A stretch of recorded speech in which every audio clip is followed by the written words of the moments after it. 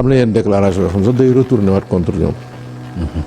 d'accord lu ci mel nii par exemple li mu wax jëmale ko ci wàllu 1000 milliards yi. lu ëpp 1000 milliards ci benn compte bancaire. loolu da nga koy boole ci cadre manipulation yi wala lan nga koy boole. waaw sincèrement. lu tax loolu. non parce que en tout cas ñi am xam-xam yëpp ci wàllu banque xam nga liy daw ci biir banque yi yëpp ci Sénégal maanaam yi nekk ci biir compte yi yëpp ci Sénégal. boo ko jëlee ëppul 10 000 milliards. liy daw ci banque Sénégal yëpp laa la wax de ci ay compte ak yooyu waxuma la avoiru banque yi motul 10 000 milliards léegi benn nit rek. bëgg a am 1000 milliards loolu vraiment xel mënu koo jàpp moom nag mu ngi ci position boo xam mun na xam lu ne waaye daal li mu wax xel mënu koo jàpp man suma xel mënu koo jàpp borom xam-xam yi tamit. même ci ay biens.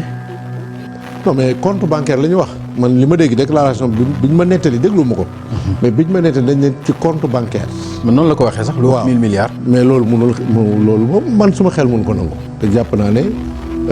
lu doy waar la il peut nag être mal informé. parce que kilifa la nag kilifa booy wax ak moom da ngay wax ak moom wax yu teggi ne jàpp naa ne il peut être manipulé peut-être que dañ ko mal informé waaye man jàpp naa ne 1000 milliards mënul nekk ci benn compte 1 milliard ci compte sax dafa bëri compte personnel dafa bëri waxuma la nag 1000 milliards donc mais loolu aussi ça pose le problème.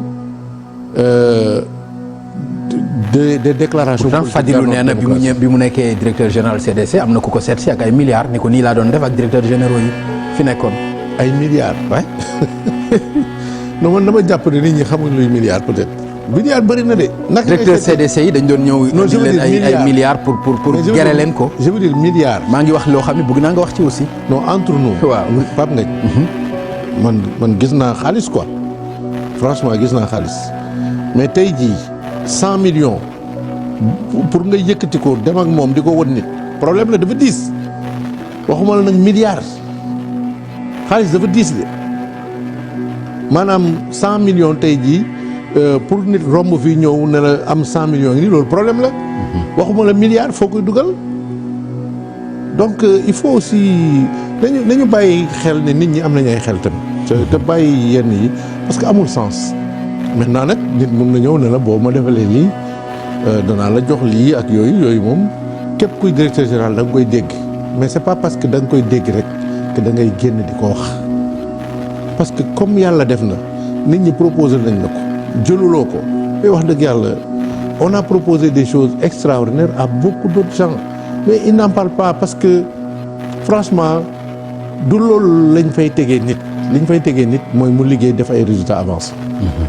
waxuma spécifiquement pour Fadilou qui est un jeune frère mais su ma amee lu ma koy conseiller c'est que vraiment de faire moins de déclaration parce que déclaration yi bu bëree njuumte mën na ci am dafay créer yoo xam ne du loolu sax moo taxut ngay jóg donc vraiment moi je lui aurais conseillé situation nag boo yegg ci entreprise war nga def situation bi xool la nga fa fekk et cetera man par exemple fekk naa situation caisse de dépôt yoo xam ne bi ma defee rapport yi won ko sumay kilifa ñenn ci ñoom dañ ma ne woon il faut communiquer sur ça ñenn ci ñoom pour wane ne lii nga fi fekk mais man suma attitude moo doon caisse de dépôt dafa am lu principe bu ko fondé dañ koy woowee le tiers de confiance maanaam confiance mooy doxal caisse de dépôt parce que xaalis bu fa nekk du xaalis sax gouvernement Sénégal xaalisu askan wi la caution yi ñu jël ak yooyu dañ fay dugal donc nit ñi dañu wóolu caisse de dépôt moo tax ñu indi ko fa j'ai dit man su ma communiqué di wax ne caisse de dépôt dafa am problème mais loolu ça veut dire que crédibilité caisse de dépôt yëpp day daan je préfère ma gérer difficulté yi en interne li ci war a dem ci yoon mais liñ ci war a gérer en interne ba corriger ko ñu corriger ko parce que xaalis bëggul coow. d'accord alors mais ñoom bu fekkente ni nag seen bàkk mooy wax dëgg askan wi. wax dëgg. maanaam bañ a nëbb dara wax dëgg askan. mais kon nañ koy wax mu yegg. Bienvenue à tous pour une nouvelle chronique politique.